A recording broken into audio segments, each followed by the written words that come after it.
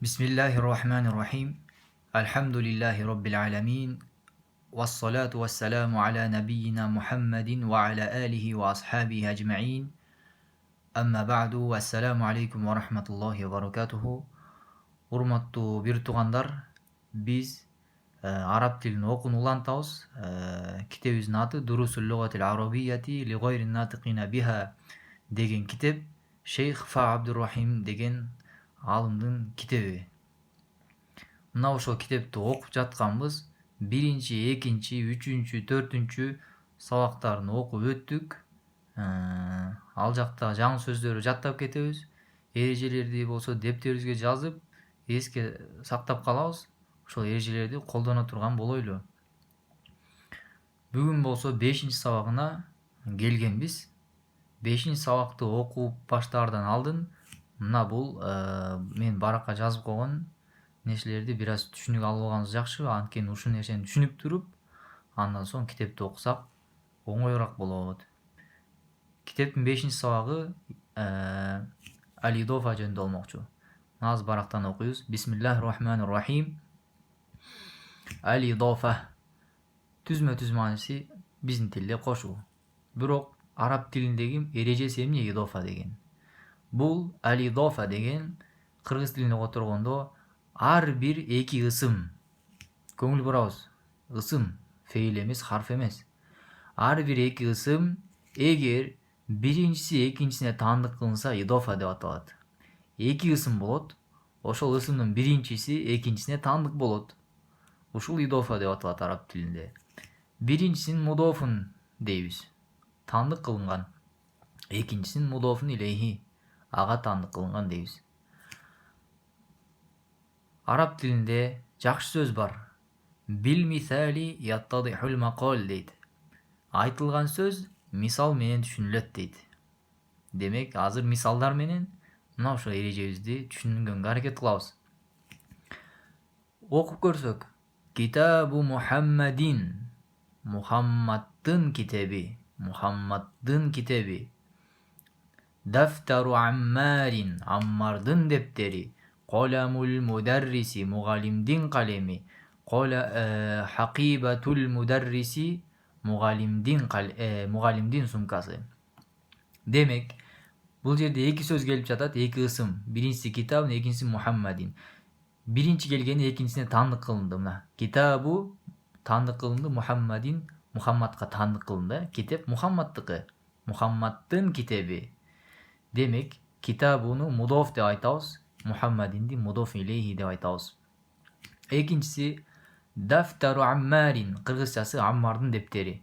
Мына кыргызчаларда биз Мухаммаддын, Аммардын деп тескерисинен баштайбыз да. Араб тилинде болсо китептен баштайт. Китабу Мухаммадин. Мына биринчи келгени Мухаммадка таандык болду. Экинчиси Дафтару Аммарин. Эки ысым, биринчиси дептер деген ысым, экинчи Аммар ысымына таандык кылынды. Аммардын дептери. Биз мурда хаза китабун, хаза коламун деп эле бирден өтүп жатканбыз да. Азыр болсо бул Мухаммаддын калеми, кимдин калеми деген суроого жооп бергенди үйрөнүп атабыз да. Китабу Мухаммадин, Мухаммаддын калеми. Кечиресиздер, Мухаммаддын китеби. Дафтару Аммарин. Аммардын дептери. Коламул мударриси. Мугалимдин калеми. Хакибату деген сумка. Хакибатул мударриси. Мугалимдин сумкасы. Демек, китеп Мухаммадка таандык кылынды, дептер Аммарга таандык кылынды, калем мугалимге таандык кылынды, сумка мугалимге таандык кылынды.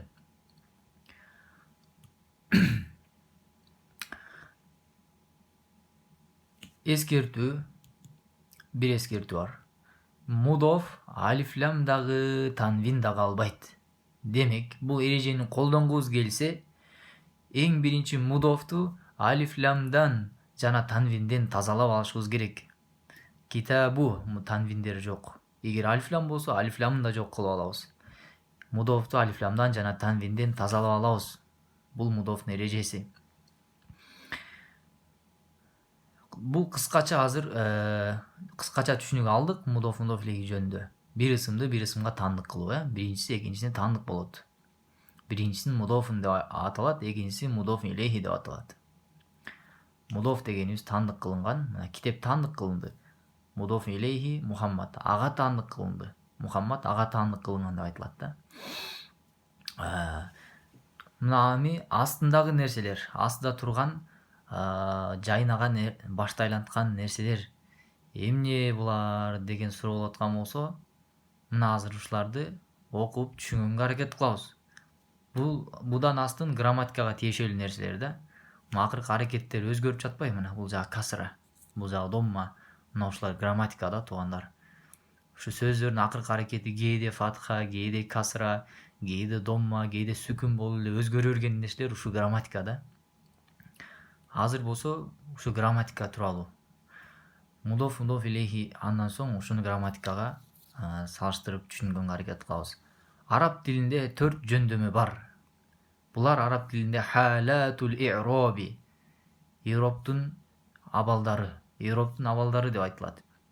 Ироптун 4 абалы бар. Бизче айтсак 4 жөндөмө бар араб тилинде.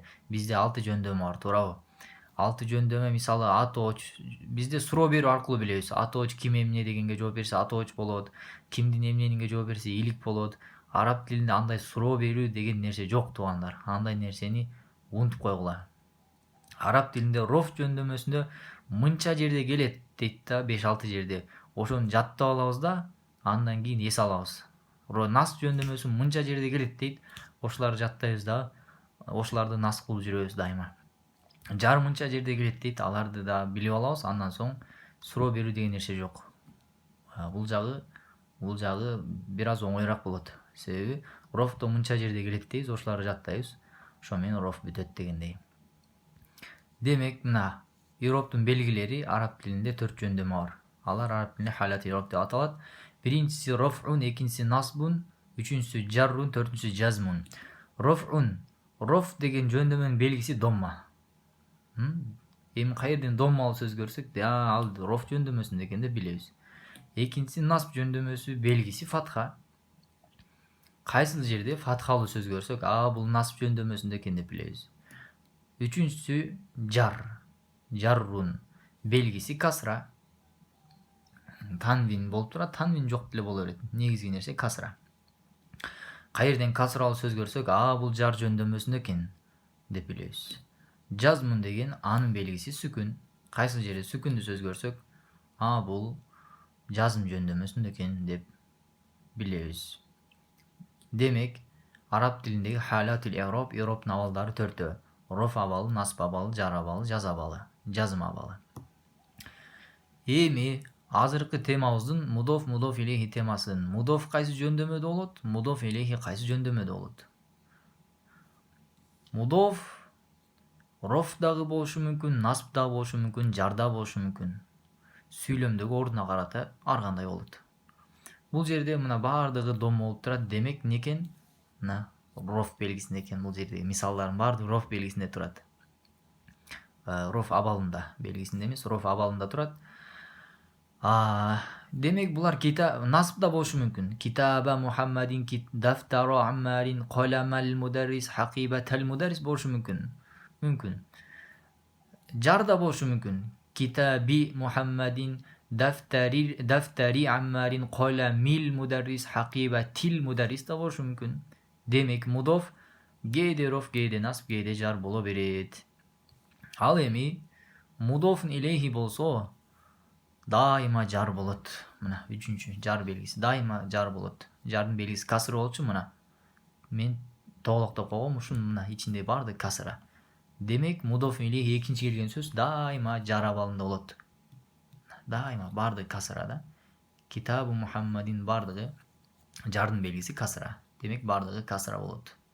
Бул ар кандай болушу мүмкүн. Мисалы, китабу деген сөздүн алдына харфу жарларды алып келсек, мисалы, фини алып келсек, андан кийинки сөздү фи касыра кылыш керек да, фи жар кылыш керек да.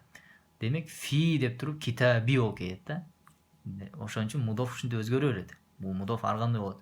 Мудоф илейхи болсо дайыма жар абалында гана болот. Мына азыр кыскача ушундай түшүнгөнгө аракет кылайлы. Түшүнбөсөк дагы өкүнбөйлү, иншалла. Түшүнбөсөк дагы кайрадан жеңилирээк кылып жазып түшүндүргөнгө да аракет кылабыз. Азыр болсо ушуларды түшүнгөнгө аракет кылайлы, жазып алайлы. Азыр болсо мына китепти окуп баштайбыз. Бисмиллахир-рахманир-рахим. Ад-дарсул хомису 5-сабак.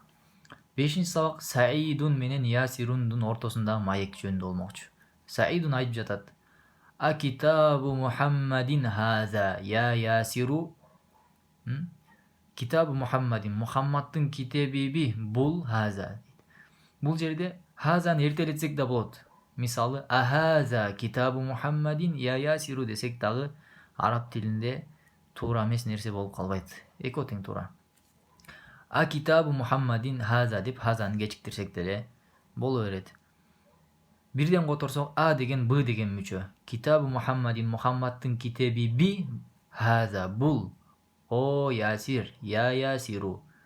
Бул Мухаммаддын китеби би, о Ясир дейт. Бизге керектүү нерсе китабу мудоф, Мухаммадин мудоф илейхи, Мухаммаддын китеби. Ясир жооп берип жатат. Ла хаза китабу Хамидин. Жок, бул Хамиддин китеби. Бул китабу мудоф, Хамидин мудоф илейхи. Демек китеп Хамидке таандык кылынды. Жок, бул Хамиддин китеби. Саид кайрадан сурап жатат. Айна китабу Мухаммадин. Айна каякта? Китабу мудоф, Мухаммадин мудоф илейхи. Эки ысым келип, биринчи экисине таандык болду. Мухаммаддын китеби каякта? Ясир жооп берип жатат. Хуа, ал, алал мактаби, хунака. Хунака. Ал партанын үстүндө, хунака, тигил жакта. Хунака деген тигил жакта. Тигил жакта деген сөз. Ал партанын үстүндө тигил жакта дейт. Ал тигил жакта партанын үстүндө дейт. Саидун кайрадан сурап жатат. Айна дафтару Аммарин. Аммардын дептери каякта? Аммардын дептери каякта дейт. Биздин темабыз мына дафтару мудоф, Аммарин мудоф илейхи. Дептер Аммарга таандык кылынды. Аммардын дептери кайда? Ясир жооп берип жатат. Хуа, ал, дептер жөнүндө айтып жатат. Ал ала мактабил мударрис. Ала деген үстүндө, мына мактаби касра болуп жатат. Демек мудоф айтканбыз, касра жар ар кандай жөндөмө боло бериши мүмкүн. Ала келди, андан кийин мудофту ал жар кылып таштады. Ала мактабил мударрис. Ал дейт. Биз мурда китеп ал партанын үстүндө деп үйрөнгөнбүз. Азыр болсо кимдин партасынын үстүндө экенин үйрөнүп атабыз да. Хуа аля мактабил мударрис. Ал мугалимдин партасынын үстүндө дейт да. Хуа ал аля үстүндө, мактабил мударрис мугалимдин партасы. Ал мугалимдин партасынын үстүндө. Саидун кайрадан дагы сурап жатат. Коламу мен хаза я Алию. Коляму деген мудоф, мен деген мудофун илейхи. Мен деген ким деген сөз да ошого таандык кылып жатабыз да. Кимдин калеми деп атабыз да. Коляму мен. Кимдин калеми? Хаза бул. Бул жерде деле хазаны эртелетсек эч кандай катуу болуп калбайт, туура боло берет. Хаза коляму мен десекчи. Хаза коляму мен. Хаза коляму мен. Хаза Коламу мен хаза я Алию. Бул кимдин калеми? О Али дейт. Бул жерде Али да кошулуп кетип атыптыр. Али жооп берип жатат. Алиюн. Хаза бул дейт. Калем жөнүндө айтып жатат. Бул коламул мударриси. Кимдин калеми экен? Мугалимдин калеми. Калемди мугалимге таандык кылдык. Демек коламу мудофун, ал мударриси мудофун илейхи. Mudarris, mudaf ileyh daima jar болот. Мына жардын белгиси касра турат. Mudarrisi. Саидун Алиден сурап жатат. Айна хакибатул мударрис. Мугалимдин сумкасы каякта? Суроо белги. Али жооп берип жатат. Хакибату мудоф, ал мударрис мудоф илейхи. Сумканы мугалимге таандык кылдык. Али жооп берип жатат. Хия. Хуа дебестен неге хия деп атат? Себеби сумка жөнүндө айтып жатат да. Сумка тамарбута менен бүттү, женский род. Хия ал бул жери касра, бул жери фатха. Хия Tahtel maktabi. Tahta деген астында. Астында. Tahtel maktabi. Партаның астында. Ал партаның астында дейді. Tahta мудоф. Ал мактаби мудоф илейхи. Ал партаның астында. Эмненин астында? Партаның астында. Андан соң мына көнүгүүлөр. Тамарин деген көнүгүүлөр. Эгер тамрин деп келсе бир эле көнүгүү. Тамарин көнүгүүлөр. 3 же андан көп көнүгүү. Ажиб анил асилатил атия. Келерги суроолорго жооп бер. Биринчи суроо. Бул жакты жакшылап окуп алышыбыз керек да. Кайра бул жерден жооп берем деп кайра карай бербейчи, кайра. Карабаш керек да. Ошондуктан биринчи окуп алабыз, эске тутуп калабыз туугандар. Мына Мухаммадтын китеби партанын үстүндө, ал эми Аммардын китеби болсо, Аммардын дептери мугалимдин партасынын үстүндө, мугалимдин калеми болсо, мугалимдин сумкасы партанын астында. Демек, азыр жооп беребиз. Ажиб анил асилатил атия. Келерки суроого жооп бер. Айна китабу Мухаммадин. Китабу мудоф, Мухаммадин мудоф илейхи. Мухаммаддын китеби каякта? Партанын үстүндө болчу. Эмне жооп беребиз? Хуа дейбиз. Ал. Алал мактаби. Партанын үстүндө хунака. Тетигил жакта дейт. Андан соң айна китабу Аммарин. Аммардын китеби каякта? Китабу мудоф, Аммар мудоф илейхи. Эки сөздү байлап жатабыз да. Биринчиси китеп Аммарга таандык. Аммардын китеби каякта? Ал мугалимдин партасынын үстүндө болчу. Жооп беребиз. Хуа. Ал. Алал мактабпы, жөн эле партанын үстүндөбү? Жок, ал мугалимдин партасынын үстүндө. Демек, биз партаны мугалимге таандык кылышыбыз керек. Жооп беребиз. Хуа. Ала мактабил мударриси. Мактабил мударриси. Ал мугалимдин партасынын үстүндө. Үчүнчү. Айна хакибатул мударрис. Мугалимдин сумкасы каякта? Эске салсак, ал партанын астында болчу. Жооп беребиз. Хакиба жөнүндө келип жатат. Демек, хуа дебейбиз. Хия дейбиз. Ал хия тахтал мактаби. Мына турат. Хия тахтал мактаби. Ал сумка жөнүндө айтып жатабыз. Тахтал мактаби, партанын астында. Тахта мудоф, ал мактаби мудофун илейхи. Экинчи көнүгүү адиф ал калимата ал ула иля сания. Эмне деп жатат? Мына баардык жерде эки ысым турат. Биринчи ысымды экинчи ысымга идофа кыл дейт. Түшүндүрүп айтканда, биринчи ысымды экинчи ысымга таандык кыл деп жатат. Баштайбыз. Мына мисалдагыдай кылабыз. Китабун Мухаммадун деп турат. Мына мындай кылып чогултабыз. Китабу Мухаммадин. Мухаммаддын китеби. Мактабун ал мударрису. Мактабул мударриси. Көңүл бурабыз. Эрежелерди эске тутабыз. Мудофту мына танвинден жана алифламдан тазалап алабыз. Китабу болуп калды. Бул жакта китабун болчу. Ал эми экинчисине болсо дайыма не кылабыз? Жар абалында кылабыз. Касыра беребиз. Мудоф илейхиге. Мына анда баштадык. Коламун хамидун дейт. Ушу эки сөздү, коламды хамидке таандык кылыш үчүн айтабыз. Коляму танвинден тазалайбыз. Экинчи мудоф илейхини дайыма жар кылабыз. Жардын белгиси касыра.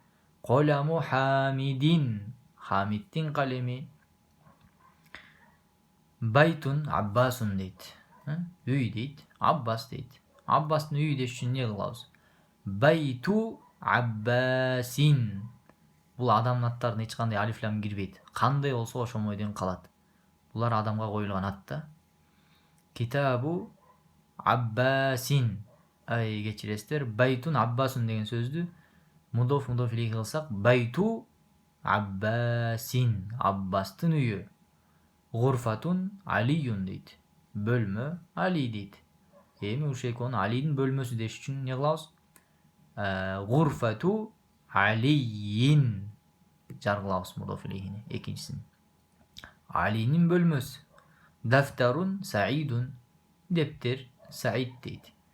Биз эми Саиддин дептери деш үчүн Daftaru tanvинин тазалайбыз. Саидин жара балында кылабыз экинчисин. Миндилун ясирун. Бет арчы ясир дейт. Түшүнгөн жокпуз. Бет арчы ясир. Эми ушул экөөнү байласак түшүнөбүз да. Миндилу ясирин. Ясирдин бет арчысы. Мына эми түшүнүктүү болду. Комисун аммарун дейт. Көйнөк Аммар дейт. Эми биз болсо Аммардын көйнөгү деш үчүн биринчини экинчиге таандык кылабыз. Комису Аммарин. Аммардын көйнөгү. Сарирун Халидун. Керебет Халид дейт. Демек биз биринчисин танвинен тазалайбыз. Сариру экинчисин жара балында кылабыз. Халидин. Халиддин сарири керебет. Мактабун буну бар экен, өзү туура жазылган. Мактабун аль мударрису мынаки. Мактабул мударриси. Мифтахун аль байту дейт. Мифтахун ачкыч, аль байту үй дейт. Ачкыч үй дейт. Түшүнгөн жокпуз. Эми ошол экөөнү бири-бирине байласак түшүнөбүз да. Мифтаху танвинден ажыратабыз, аль байтты жар кылабыз. Байти кылабыз. Мифтахул байти үйдүн ачкычы. Дукканун та аттажиру. Дукканут тажири. Соодагердин дүкөнү. Байтун аль мухандису. Үй инженер. Байтул мухандиси. Инженердин үйү. Исмун аль валаду дейт. Ысым бала дейт. Биз айтабыз исмул валади. Баланын ысымы. Китабун Аллаху дейт. Бул жерде Аллах сөзүндө доммо болчу. Ошону азыр биз эмне кылабыз? Китеп Аллах дейт. Биз эми Аллахтын китеби деш үчүн, китепти Аллахка таандык кылыш үчүн айтабыз. Китабуллахи. Аллахтын китеби. Бинтун ат-табибу. Кыз дарыгер дейт. Демек кызды дарыгерге таандык кылыш үчүн бинтут табиби. Ламды таштайбыз. Тотан бас шамсиялардан лам окулбайт. Бинтут табиби. Дарыгердин кызы. Мифтахун. Мифтахун ачкыч. Ас-сайярату уна. Ачкыч уна дейт. Демек ачкычты унага таандык кылыш үчүн эмне кылабыз? Танвинден ажыратабыз биринчисин мудофту. Мифтаху экинчисин жар ас-сайярати кылабыз. Демек мифтахус сайярати. Унанын ачкычы. Мына ушул жерден токтойбуз. 3-көнүгүдөн баштап эмки видеодо улантабыз иншалла. Аллах таалам баардыгыбызга жардам берсин. Илим алышыбызды, араб тилин үйрөнүүбүздү жеңил кылсын. Аллаху а'лам ва саллаллаху ва саллама аля набийина Мухаммад ва аля алихи ва асхабихи ажмаин. Ассаламу алейкум ва рахматуллахи ва баракатух.